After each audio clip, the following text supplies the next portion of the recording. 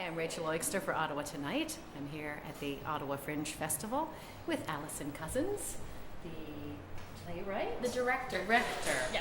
My mistake, of Einstein's Bicycle. Yes. So, tell me about the play. It came together in a somewhat unusual way. It did. My father originally wrote a 10-minute play for, he was teaching students how to write 10-minute plays as their final project. So he decided he would sit down and write one. And it's actually the first piece of our 6 plays that we're putting up. And it took him 10 hours to write the first draft. So he said to his kids, who were all, expecting to whip it off the night before, it took me 10 hours to do a first draft. So you guys should be expecting to be doing at least that much work to do these 10 minutes of writing. And since then, he's created a variety of other pieces, and we sort of chose 6.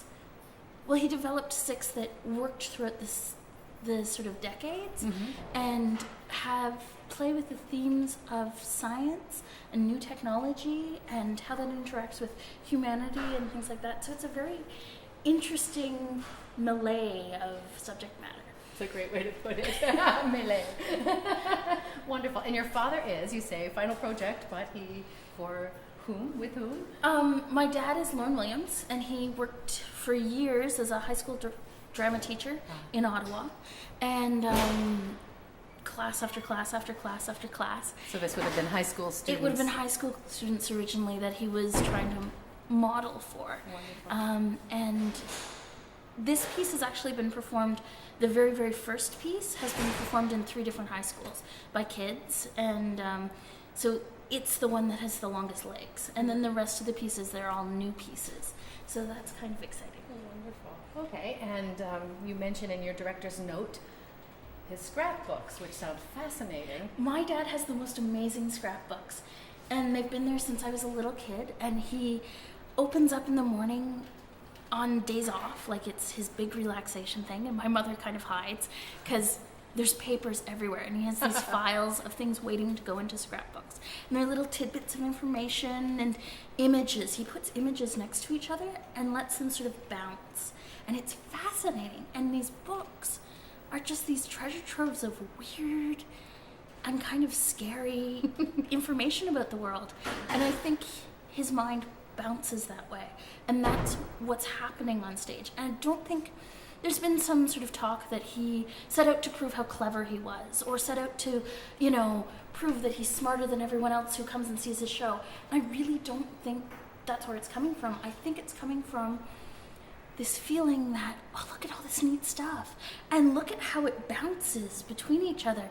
And yeah, maybe you won't have heard of all of it, but maybe you'll start looking at how things bounce between each other in your own life, or when you're reading a magazine and see an advertisement and then see a scientific discovery, and how do they jive? What do they say about where we're at in terms of this millennium? And so I think that's where he's going. Right. Would you say it would appeal particularly to geeks? I know a geek who loved it, so I had to ask. There has been some proof of that. And people with minds that want to do that sort of jumping. Right. I've had a couple of people say, oh, I really had fun. It was a great time. I didn't worry too much about the plot. And I think that's what we were experimenting with. And it's a fringe. For me, that's the place where you do these things that might not fly. I mean, we knew it wasn't going to be the favorite of the fringe. I've had enough fringing experience to know that going in. Right. But I also think it's worthy to put up. Yes. And worthy to spend the time rehearsing and get 4 actors together and see, what do we do with this material? How does it work? And you have fully footnoted the program. Well, the footnotes that's actually a very interesting thing, because the scripts are footnoted. So basically what it is my dad said, let's put them in, just try it. What does that do? And I said, well, okay. And there was a lot of debate, should we put them in, should we not? And I like how we put them in a way that they're almost illegible. They are, especially in the dark with the lights on the stage and not in the house. Because I think there's this sense of, there's going to be all this stuff. You might not get it all, but maybe you don't need to worry about it. Right. Maybe. Although maybe it bounced the other way and people then really worried about that. So I think that's been another thing we've been experimenting with as a company and as artists. And exactly. I think other artists can think about that and, oh, they tried that, maybe I don't have to do it, or maybe I could do something similar, or would 3 bullet points be better for each play? This is a place where we try things, right? Right. Do you have a favorite footnote? I really like the Jarvik 7 line, the Tin Man getting the Jarvik 7, because that wasn't within my realm of comprehension that a Jarvik 7 was an artificial heart. Right. And once you know that, there's something so beautiful about that line. And I think as we delved in as a company, we kept having these moments like, oh, Stalin means Man of Steel, so of course they're bringing that up in the Superman lines, like that sort of stuff. I have great fondness. So do you feel like you're a little bit inside your father's brain? A little bit, yeah. And has he seen the show? He has. He's seen it. He was the only one to see it opening night because we sold out, and that was quite exciting. Wonderful. And he's seen it several times since then, and he's really enjoying the performances. He's enjoying the feedback. He's enjoying talking to people who enjoyed the play and people who had some difficulty with it. And he's just having a great time. So I'm really happy. Good. So it did what you wanted it to do. Exactly.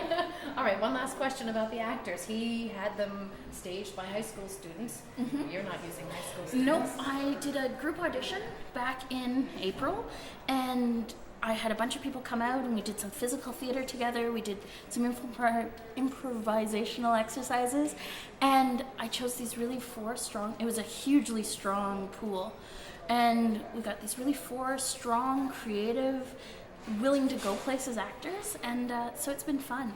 And they are Sean Saunier, Mathieu Junot, Laurie Jean Hodge, and Jodie Sprung-Boyd, and they're fabulous. I've really had a great time working with them. So yeah. How many more shows? 2 more, and they're both matinees. So we have one tomorrow at 3, Saturday, and one Sunday at 1:30. So yes. Thank you very much. Good luck with the rest of the run. Thank you. You too. Thanks. Take care. You too.